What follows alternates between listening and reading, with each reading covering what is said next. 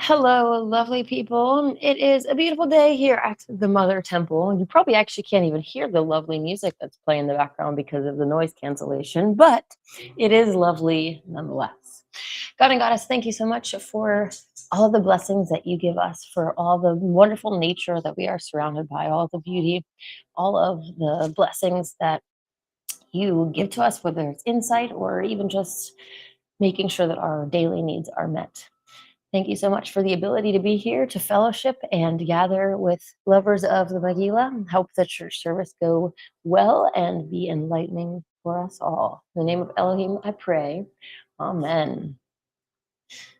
This year on the Nazarene calendar, Sunday is day one after the Sabbath. So the noontime peace contemplation for day one here on our screen.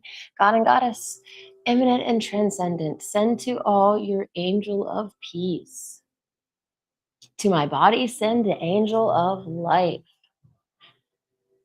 Definitely important that we take care of our bodies. And that kind of leads into what I wanted to briefly speak about today, which first maybe I should show you this delicious shell creation that I have, which you can't really see all that well, but this is going to be so good. I will post the comment or the recipe in the comments. It is a vegan stuffed shell by Vegan Rika. And oh man, it smells so good. I'm so excited to share this. Literally anything that you like can be made in a vegan version, whether you buy the store-bought version of it, like tons of pre-made things, or you can look up recipes to make yourself. On this, I have the stuffing is made out of tofu and like nutritional yeast, garlic powder, Italian seasoning. But I also have a store-bought cheese on here, but I also have a vegan Parmesan that I make with cashews. That is really, really good. It's so simple. Cashews, nutritional yeast, garlic powder, and salt. And it literally is so, so good. It makes an amazing Parmesan cheese that I eat it by itself. That's how good it is. So sorry for all the crinkling on the paper, but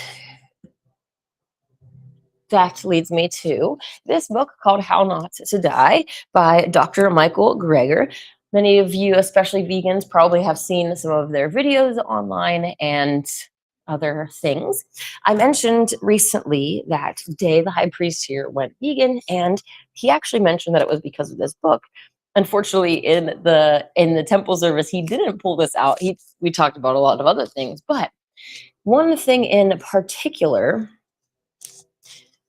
was very interesting.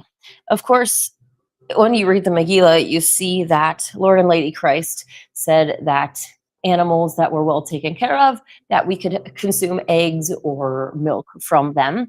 I personally am vegan and I'm going to stay vegan, but I do understand why they allowed in certain circumstances for these things that did not cause harm. That being said, this is from, not sure what chapter this is actually. It's on page 214, again, of How Not to Die. Oh, here it is. This one says, chapter 11, How Not to Die from Suicidal Depression. And this says, there are also certain components in certain foods that may increase the risk of depression, such as arachidonic acid, an inflammation in promoting a compound found mostly in chicken and eggs, in the diet that is blamed for potentially impairing mood by inflaming the brain. It literally inflames your brain. The top 5 sources of this acid in the American diet are chicken, eggs, beef, pork, and fish, although chicken and eggs alone contribute more than the other top sources combined. Just a single egg's worth of arachidonic acid a day may significantly rise arachidonic acid levels in the blood. Overall, omnivores appear to consume about 9 times more arachidonic acid than those eating plant-based diets. This acid is too much of it is linked to cardiovascular disease and all of these other problems that happen that we see non-vegans suffering from. Of course, people will say, oh, well, vegans have deficiencies and all of these problems. Yeah, we do, especially because of not all the time, especially when we're eating foods that are depleted in minerals and nutrients. But there are ways to find better food products. Like if you can find something that's more locally grown and sourced like that. But there's supplements as well. And before you jump and say that proves that veganism is bad, look at the medical industry and how it literally came into existence for non-veganism. All of these all these problems, cancers, diseases, all of that was already there before veganism ever entered your ears. So we definitely need to take a look at that and judge it righteously. But this book is full of packed full of information. You can see this is actually the revised and updated version. So yeah, I would definitely encourage anyone that is interested in the nutritional value or the nutritional aspect of it to search Michael Greger. He has a lot of videos online, like I said. I'm pretty sure that nutrition facts dot. Let me just make sure before I send you the wrong way. Nutritionfacts.org. Yes, exactly. So I don't know if you can actually see that because I can't see what you're seeing, but lots of great information there on the plant-based diet and stuff. I know that it can be hard, especially people are afraid that they might have deficiencies or have problems. There's so many different resources out there that are available for us now. Really great cookbooks as well that have nutritionally packed foods that are whole foods, so you know exactly what is going into those things rather than all of the store-bought stuff. If you are interested, today is the Mother Temple service. So I'm going to get off of here and go, and I got to get my shells cooked and get everything else that's going on here. But if you go on to the Scene website, I'm trying to bring it up right now, but my device is lagging.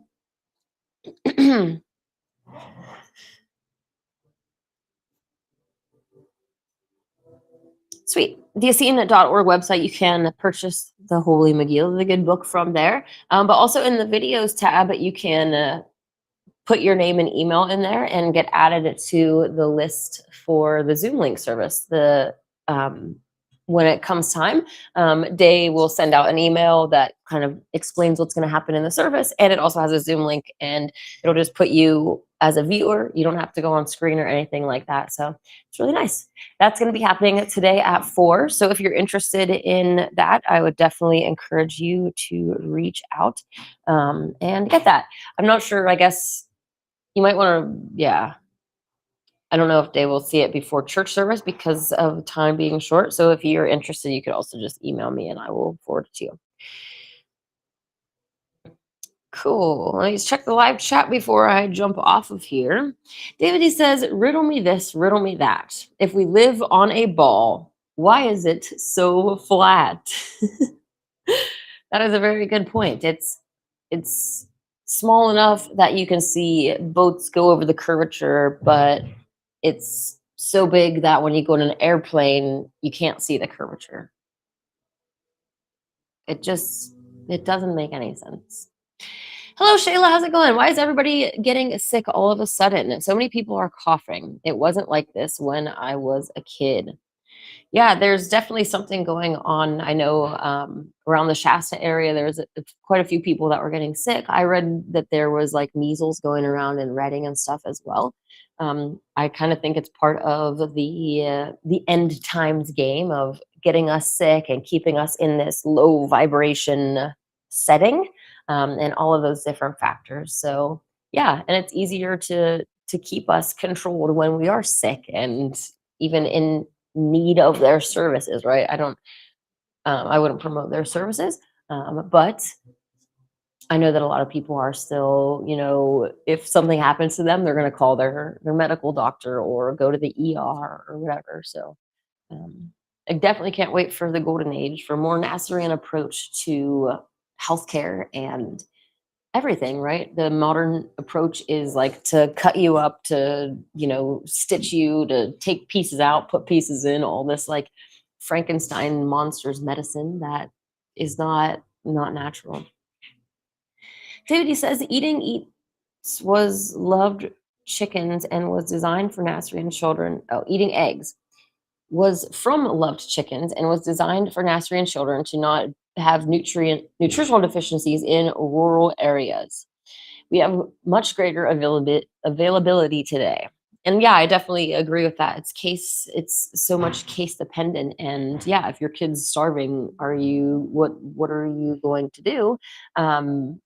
I personally would find a lot of other ways, but I understand that sometimes other people didn't have ways and they don't have all of the resources and information that we do these days. So, anyways, that acid, though, is a very interesting factor as well. And even when we're talking about these Nazarenes, it wasn't that they were eating, you know, 5 eggs a day like some of these extreme people do these days. And um, yeah, it would definitely be more unbalanced. The eggs would be coming from chickens that haven't been bred and, um, you know, modified to produce more, to have less nutrients in those eggs, all of the different factors.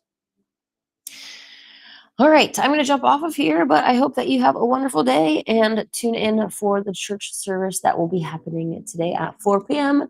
PST. May God and the Goddess bless you.